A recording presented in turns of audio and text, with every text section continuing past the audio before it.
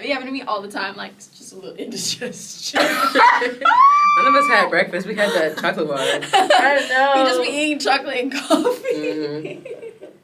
Okay. It's girl breakfast.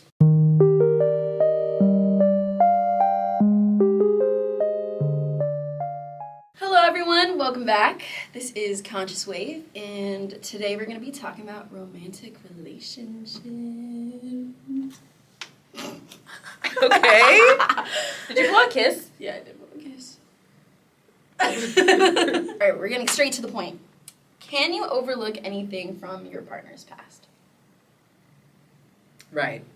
I said maybe not anything. Yeah. I definitely pay attention to patterns. Yep. I think that you should pay attention to patterns, things that might potentially be red flags. I believe everyone is capable of growing and learning from their past, but I also think you should pay attention to what they talk about, the things that they watch, the things that they do. So we're not overlooking. You know, no. You'd paint me as a fool if I overlooked it. I'm gonna definitely read the fuck out of you, just to see if you have evolved and changed, because some habits are really hard to break. I can be accepting, but I'm not going to overlook anything. I feel like certain things about people's past can be really eye-opening to what the other person has gone through or experienced. I agree with both of you guys, but mine was more closer to yours. I'd appreciate it if you told the truth to me, Yeah. because then I'll be there for him. Yeah, open it's arms, sorry. Mm-hmm. open legs. Oh no, not open legs, an open mouth. I'm just kidding. You're fine. I feel like people are constantly telling on themselves or projecting. Yeah. Regardless of how much they try not to do it, it's in their body language, it's in the things they say, and the things that they surround themselves with. Mm-hmm. So, I don't know, it's kind of hard to overlook. Yeah, and I feel like as water signs, we're very much we're going to find out, but I want to see how vulnerable you can be with me, because that's Right. what... Mm-hmm. That's And how if we you know. can't, you're hiding something. Yo. We know when you're lying. My Yeah. God, you don't feel that intuitive nature. You don't feel when the vibe shifts. Right. I know that we look at people and they're like, damn, they can see me. Yes, we And can. that's why they're afraid. And that's why they're not her. No, they literally can see that third eye right there. Yeah. That's what they're looking at. Yep. Anyway, just to bring it back, I can't overlook anything. I think that, again, we should pay attention to their past, because it's constantly being projected and expressed to us. It's very in your face. People are creatures of habit. What are you not willing to change for a relationship? I said my goals. I've already planned those, so if you think that I'm going to change that for you, that'll probably make or break our relationship, in my opinion. I said my core values, my threshold for poor treatment, friends and family, and my sense of self. Period. Yes, your core values. I agree with both of those things. I said independence. I like my alone time. Yeah. I need my alone time to recharge and just come back to myself. Yeah. And I would need a partner that can respect that. In a relationship, what are things that require change? I said those who have a closed mind need to become more open-minded if you care enough about pursuing a relationship. Because the last thing you'll want to lose is something important. Some things that require change when you're in a relationship. You definitely have to learn how to be a partner to someone and how to show up for them that best supports where they're at, and needing to be vulnerable about things that might make you uncomfortable.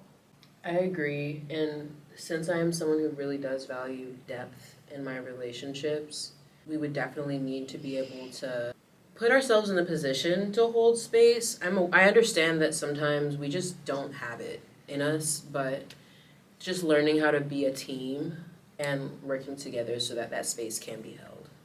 So what are some benefits of being in a relationship? And what are some disadvantages? I think about creating an empire. When I'm in a relationship, I want to plant roots in that relationship. I really want a solid foundation so that we can build from the ground up. When I think about an empire, I think about, again, we have that solid foundation. We've got a good support system around us. I trust you. I'm also a business person too, so I want to have some businesses.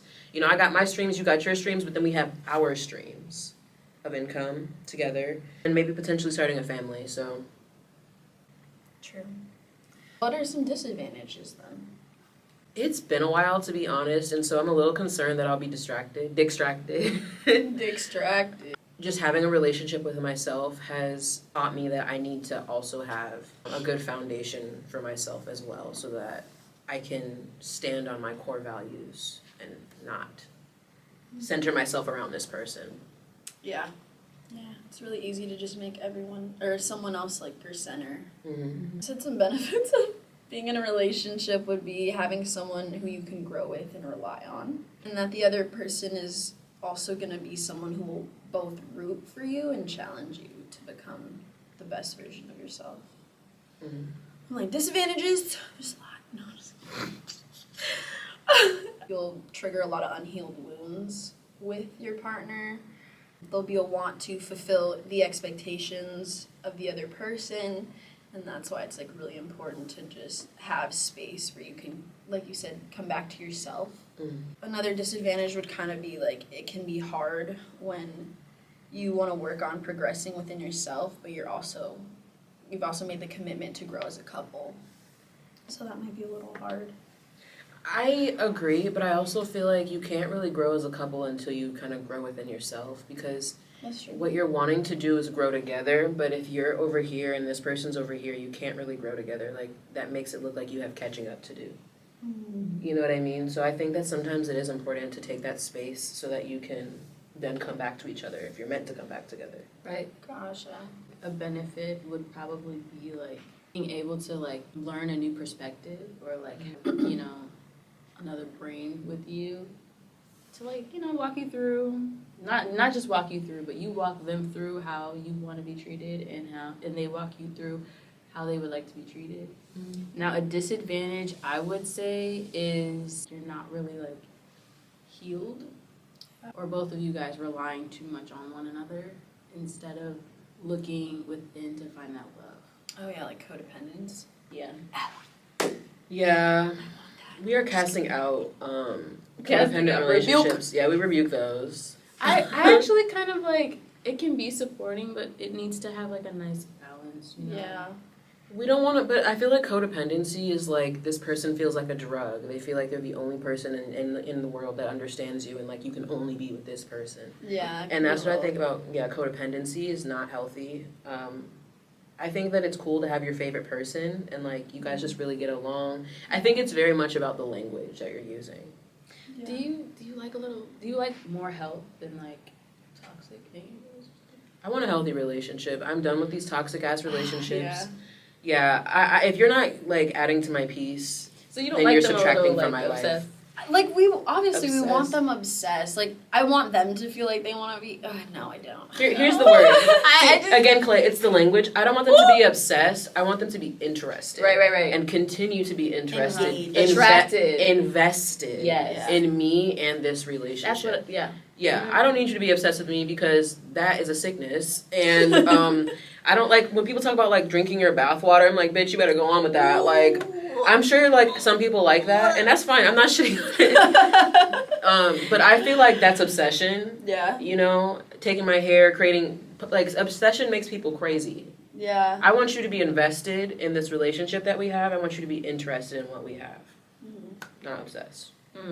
Word. Yeah. So I get you. I get what you're saying, but like I said, it's the language. I mean, the girls, do you understand? They get it. I get it. If you have a healthy relationship with yourself, there probably will be a lot of benefits because you'll have boundaries set in place and you have a sense of self.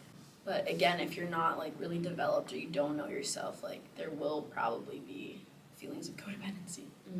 So. Yeah, and that just creates confusion too. Mm-hmm. I feel like when you also don't have a good footing of who you are as a person, it might be hard for you to open up about your feelings as well if you don't have a good footing of yourself because you don't know who you are.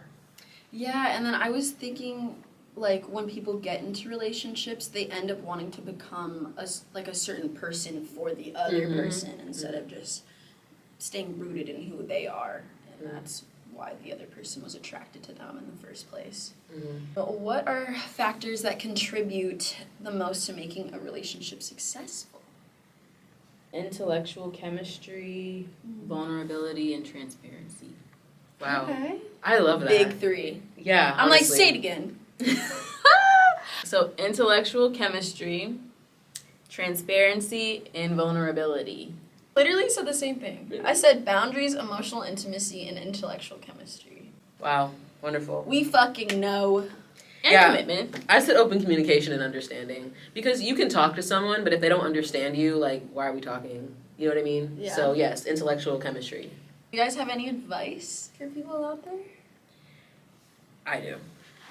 I think that a lot of people, especially in our generation, are looking for this fairy tale romance, and I think that's possible, but every relationship comes with challenges. It's important to learn how to navigate those challenges together. And I feel like that's where the fairy tale part comes together, because when you realize that it's the two of you against the challenge, how are you guys as a unit going to conquer these challenges as they occur? If you guys can work on these challenges together, I think that that's what creates harmony in the relationship, and that's what creates that fairy tale that you're looking for. Yeah, I definitely think you have to kind of know what you bring to the table in order to, like, go after, like, an obstacle together. Otherwise, you might be, like, leaning too much on your partner to, like, show up in a certain way when, you know, maybe that was just your to handle. My advice would be attraction is just the beginning of a relationship. It takes a strong connection to understand what it is you want. Then the growth to get to what you need. Like, if I read between the lines a little bit, I feel like I Yeah. know what you're talking about. Like, this might be what you needed, this relationship that challenges you and helps you to grow. And I think that want is just wanting to deepen the relationship and get to know this person. The attraction is what draws you in to wanting to go and engage with this person. And then you realize that this is exactly who you needed to help you you grow. Yeah. My advice for y'all beautiful people would be that no relationship is more valuable than the one that you have with yourself. The garbage will take itself out, hunty. You could be the full package and still be delivered to the wrong address, so just All right. There I you like go. that. boom. Allow yourself to, like, break in relationships because other parts of yourself will be able to glow through those cracks. Relationships, love, it's work. It's not all just fairy tale. It's really just two worlds colliding and, you know, just hoping for to blow up. It takes courage and strength. Yeah, and consistency. Mm-hmm. Best way to practice consistency and compassion would be with yourself so that you can give that to someone else. I mean, for some people, it's kind of easy to be in a relationship. I don't know how, but I'm like, maybe it just looks easy. I feel like those relationships, it's because they stay consistent with themselves. And the other person isn't their center. It's just like, you add to my life, but I'm still the one that's primarily pouring into it. true. Okay, that's fair. Yeah. This came out of retrograde, and so what I'm learning about it is our relationships show us things that need attention in our own lives. We can only hold ourselves accountable. I think that a lot of the time when people, like, frustrate us, we want to tell them, like, hey, you off. Yeah, You you're did- doing this. Yeah, you're doing this and I don't like it, but I think that when you spend that alone time, you're able to acknowledge where it's coming from and how to nurture it. Learn to walk away from things that just, like, aren't, you know, giving what you have to give. Why stay in a situation where you're getting anything less? You are a part of the relationship, but you are not the relationship. So it's important to have your own identity in it as well.